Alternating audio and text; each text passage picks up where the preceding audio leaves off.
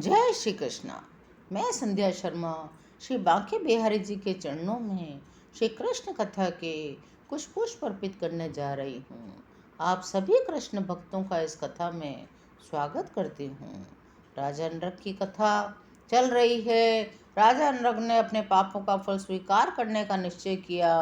तब उनके पुण्य कर्म में हुए दोष के कारण उसे छिपकली का शरीर दिया गया। उसे प्रत्यक्ष रूप से किसी देवता के समान जीवन के उच्च स्तर की प्राप्ति न हो सकी, किंतु अपने पुण्य कर्मों के कारण वह श्री कृष्ण का चिंतन भी करता रहा। उसे शीघ्र ही चिपकली के शरीर से मुक्ति मिल गई। उसे देवता का शरीर दिया गया। देवता का शरीर प्राप्त करके राजा नरक ने आगे कहा, प्रिय भगवान, आप परम भगवान हैं। समस्त देवता आपकी उपासना करते हैं। आप समस्त जीवों के समस्त सुखों के स्रोत हैं। आप गोविंद के नाम से विख्यात हैं।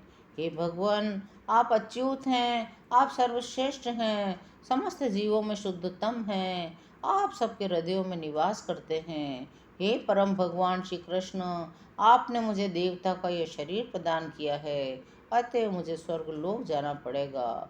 मैं आपसे दया की भीख मांगता हूँ, जिससे मुझे ऐसा वरदान प्राप्त हो कि मैं आपके चरण कमलों को कभी भी विस्मृत न करूं। चाहे मुझे कोई भी योनि क्यों न मिले, चाहे मुझे किसी भी लोक में क्यों न भेज दिया जाए, किंतु आप मुझे ऐसा वर दीजिए, मैं आपके चरण कमलों को कभी न भूलूं। आप समस्त कारणों के भी कारण हैं। आपकी शक्तियाँ असीम हैं। आप परम सत्य हैं। आप श्री भगवान हैं। आप ही परम ब्रह्म हैं। मैं आपको बारंबार प्रणाम करता हूँ। स्वर्गलोक में प्रवेश करने से पूर्व राजा नृग ने भगवान की प्रदक्षिणा की। अपना मुकुटधारी सिर भगवान के चरण कमलों में रखकर उन्हें प्रणाम किया। स्वर्ग से विमान आया। भगवान ने राजा को उस पर सवार होने की अनुमति दी। राजा नृग के प्रस्थान के उपरांत भगवान श्री कृष्ण ने राजा की ब्राह्मण भक्ति, दानशीलता और वैदिक अनुष्ठानों के संपादन की प्रशंसा की। अतएव कहा जाता है, यदि कोई प्रत्यक्ष रूप से भगवान का भक्त नहीं बन सकता, तब उसे जीवन के वैदिक सिद्धांतों का पालन अवश्य करना चाहिए। भगवान श्री कृष्ण की शिक्षा यही है। अपने क्षत्रिय वर्ग के सदस्य अपने संबंधियों के मध्य एक बार विराजमान थे। राजा नृग के आदर्श व्यवहार के माध्यम से सबको उपदेश देने के लिए भगवान कहने लगे, यद्यपि कोई क्षत्रिय राजा अग्नि के समान बलशाली हो सकता है, तथापि किसी ब्राह्मण की संपत्ति पर बलपूर्वक अधिकार कर लेना, अपने प्रयोजन के लिए उपयोग करना बिल्कुल ही गलत है। मेरे विचार में विषपान भी उतना संकटपूर्ण नहीं है जितना ब्राह्मण की संपत्ति को ले लेना। साधारण विष का तो उपचार भी हो सकता है। व्यक्ति को इसके प्रभाव से मुक्ति भी मिल सकती है, किंतु यदि कोई ब्राह्मण की संपत्ति हरने का विषपान करता है, तो दोष के लिए कोई उपचार नहीं है। वे अत्यंत शक्तिशाली और पुण्यात्मा राजा नृग थे, किंतु अनजाने में एक ब्राह्मण की गाय पर अधिकार कर लेने की छोटी सी भूल के परिणाम स्वरूप उन्हें छिपकली के निंदनीय जीवन का दंड मिला।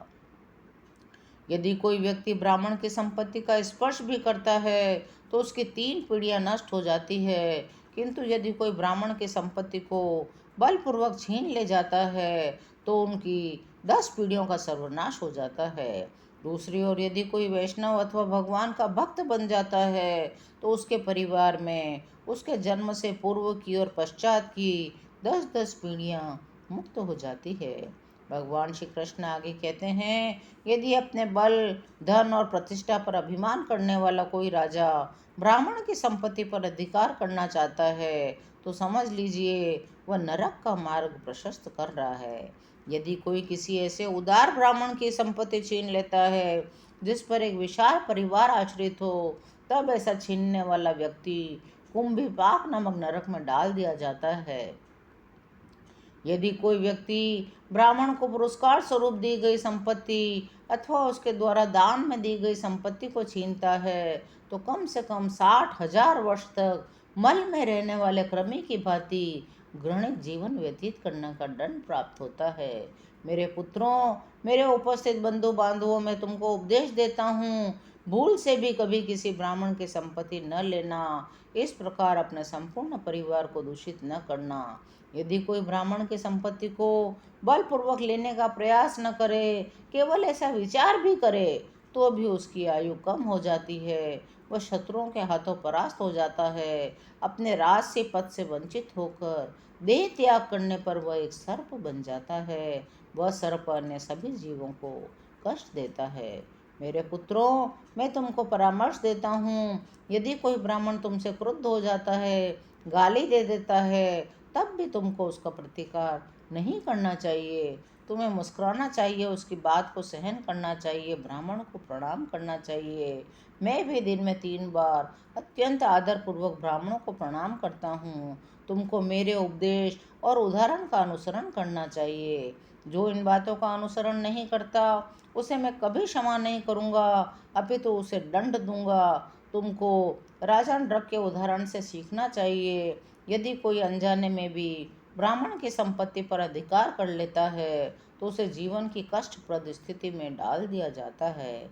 इस प्रकार बद्ध जीवों के शुद्धिकरण में निरंतर संलग्न रहने वाले भगवान श्री कृष्ण ने न केवल अपने परिवार के सदस्यों तथा द्वारका वासियों को उपदेश दिया, मानव समाज के समस्त सदस्यों को उपदेश दिया। इसके उपरांत भगवान ने अपने महल में प्रवेश किया। आज की कथा यहीं विराम लेती है। यदि आपको श्री कृष्ण कथा सुनने में आनंद आ रहा हो, तो चैनल को लाइक, शेयर और सब्सक्राइब करिए। कमेंट में जय श्री कृष्ण अवश्य लिखिए। जय श्री कृष्ण।